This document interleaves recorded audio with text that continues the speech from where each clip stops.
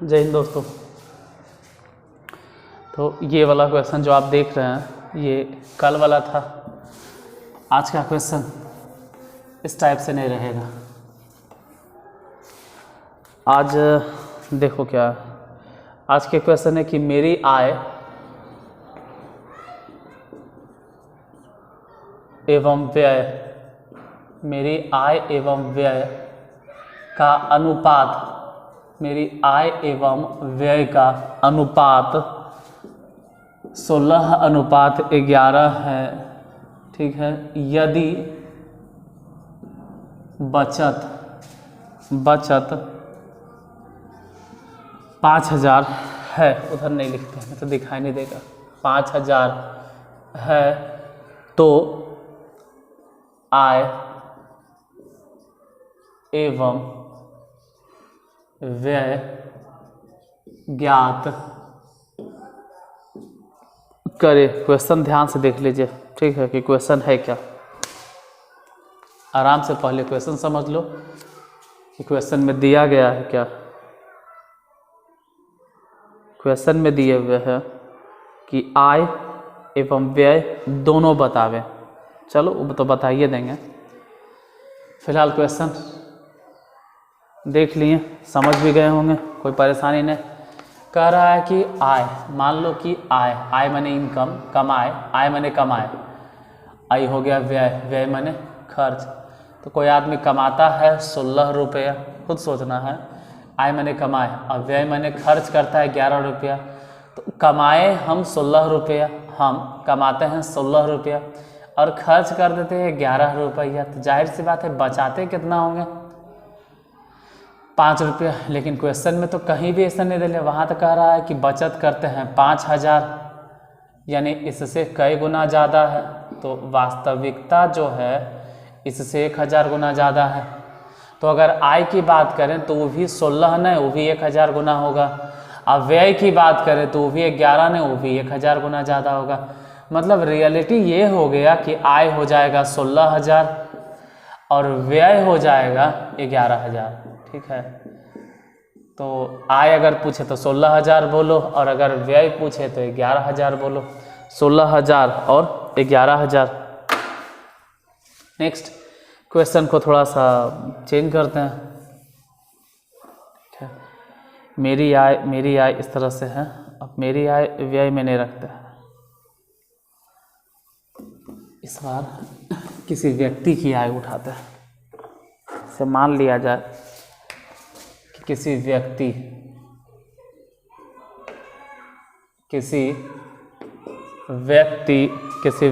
की आय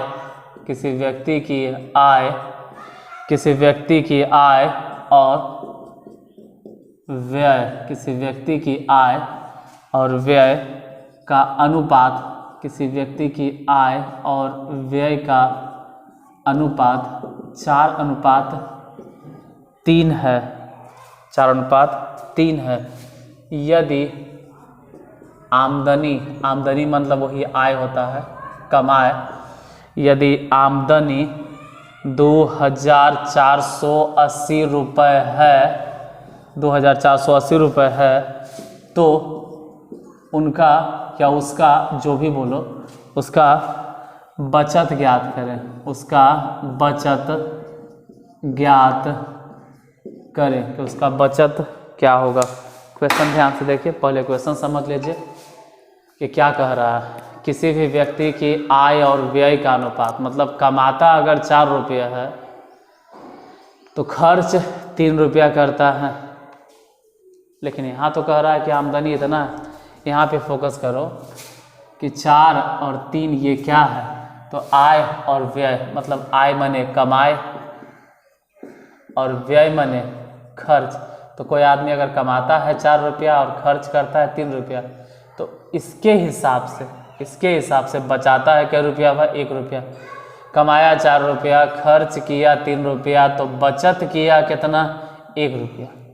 लेकिन क्वेश्चन में ये जो देख रहे हैं इस सब अनुपातिक राशि, रियल में क्या है, यहाँ वास्तविकता क्या है। वास्तविकता है कि आमदनी 4 नहीं है, आय 4 नहीं है, 2 4 8 0, यानी इससे ही कई गुना ज़्यादा है, सोचना होगा कि कई गुना ज़्यादा है। तो भागा 4 से भागा दे दो, 4 छक्के 24, 4 दूनी 8 और एगो 0। यानी कि रियलिटी तो ये है ना कि 620 अगर इसमें हम गुना करते हैं तभी वाला मिलेगा।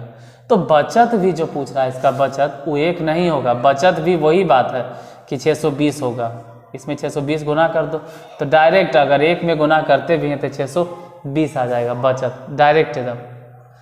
चलो इस बार यहाँ से हम नंबर सिर्फ चेंज करते हैं, ज़्यादा इधर उधर कुछ मिटाते नहीं, सिर्फ नंबर ये सब रहने देते हैं। आय व्यय तो चलेगा ही, यहाँ से इसको हटा दिए, आमदनी यहाँ से चेंज कर देते हैं और यहाँ से इस अनुपात को हटा देते हैं। मान लिया जाए कि इस बार अनुपात दे दिए कि यदि किसी व्यक्ति की आय और व्यय का अनुपात, इस बार आय और व्यय का अनुपात है 5:2, आय और व्यय का अनुपात है 5:2 और आमदनी की अगर बात करें तो 6500 रुपया है। ठीक है, तो फिर से घुमा फिरा के वही बात आपसे पूछा जाएगा कि इसका बचत बताइए। तो आय माने कमाए और व्यय माने खर्च, तो कमाता है कितना 5 रुपया और खर्च कितना करता है 2 रुपया। आय माने 5 है और व्यय माने 2 है, तो कमाए 5 रुपया और खर्च किए 2 रुपया। तो इसके हिसाब से मतलब इस अनुपात के हिसाब से बचत के रुपया किए। तो अगर बचाने की बात है तो इसके हिसाब से बचाए होंगे 3 रुपया। लेकिन यहाँ तो अनुपात में रियलिटी में जो दिया हुआ है वो आमदनी है 6500, यानी इससे कई गुना ज़्यादा है 6500 की अगर बात करें। क्या गुना करें इसमें 1300 गुना कर दो तो वास्तविकता फिर वही बात कि बचत भी 3 नहीं होगा, इसमें भी 1300 गुना होगा। और 1300 अगर गुना कीजिएगा तो 13 तिया 3900, यानी बचत वो करता होगा वास्तविक में 3900, उसका बचत भी होगा 3900।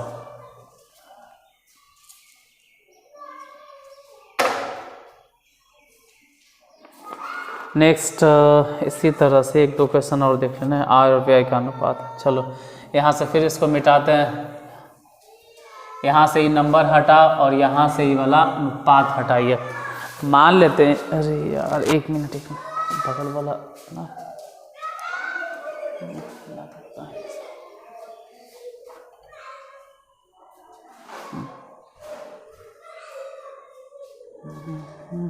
थोड़ा सा टाइम दीजिएगा कुछ सेकेंड के लिए।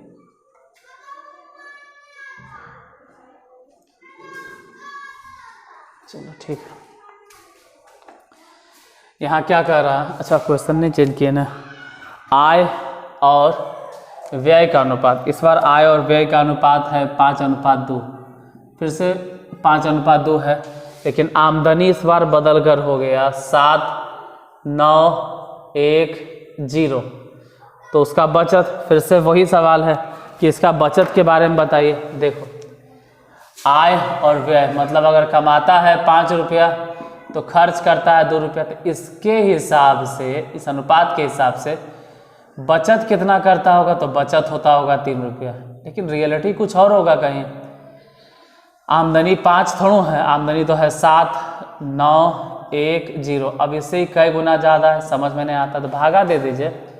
5 एकम 5, यहाँ से बच गया 2 और 9, मतलब फिर 5 पचे 25, फिर बच गया 4 1, यानी 5 40, फिर 5 दूनी 10। तो रियलिटी में जो आमदनी है वो इस अनुपात से 1582 गुना ज़्यादा है, तो बचत भी इतना नहीं होगा, 1582 गुना ज़्यादा। अब उम्मीद करते हैं कि आपको 3 से गुना करना आता होगा, इतना तो भरोसा है आप पर।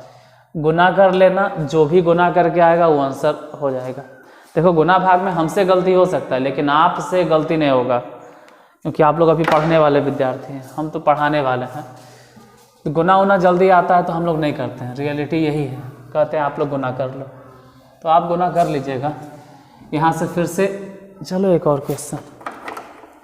इस बार दिया गया कि यदि किसी व्यक्ति की आय और व्यय का अनुपात 7:5 है और आमदनी इस बार 9,660 मतलब कि 9,660 रुपये है, तो फिर से उसकी बचत के बारे में पूछा है।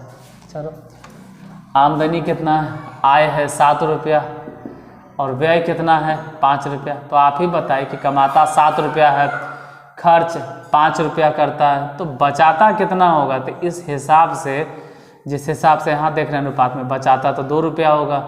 लेकिन रियल क्वांटिटी नहीं, जो भी अनुपातिक राशि है, मतलब आमदनी, आय माने आमदनी 7 देख रहे हैं, वो 7 नहीं है, 9 6 6 0 है, मतलब इससे कई गुना ज़्यादा है। भागा दे के एक बार चेक कर लो, बोलो 7 में क्या गुना करें इसमें, तो 7 एकम 7, यहाँ से बच गया 2 और 6 यानी कि 26, 7 या 21, फिर बच गया 5, 7 8 56, एगो 0, यानी कि 1380 गुना ज़्यादा। तो बचत भी 1380 गुना ज़्यादा होगा। अब 1380 से गुना कर लीजिए तो 0 के 0, 8 दूनी 16 के 6 और 3 दूनी 6 और 1 7 और 2 एकम 2, तो आंसर हो जाएगा 2760 रुपये, इतना बचत करता होगा। तो आज यहीं तक। अगर क्लास हमेशा की तरह अच्छा लगे तो क्लास को कम से कम लाइक करके जाना। देखो आते वक्त कभी नहीं बोलते हैं कि लाइक शेयर सब्सक्राइब, कुछ नहीं, आए जय हिंद। हाँ दोस्तों, क्लास स्टार्ट करते हैं, बस यही काफ़ी है मेरे लिए, क्योंकि हम टीचर हैं, मेरा ये काम है। लेकिन जाते जाते कम से कम इतना तो बनता है ना कि आपसे बोल सके। ठीक है, आप अपना काम कर दीजिएगा। मिलते हैं फिर नेक्स्ट क्लास में, तब तक के लिए धन्यवाद।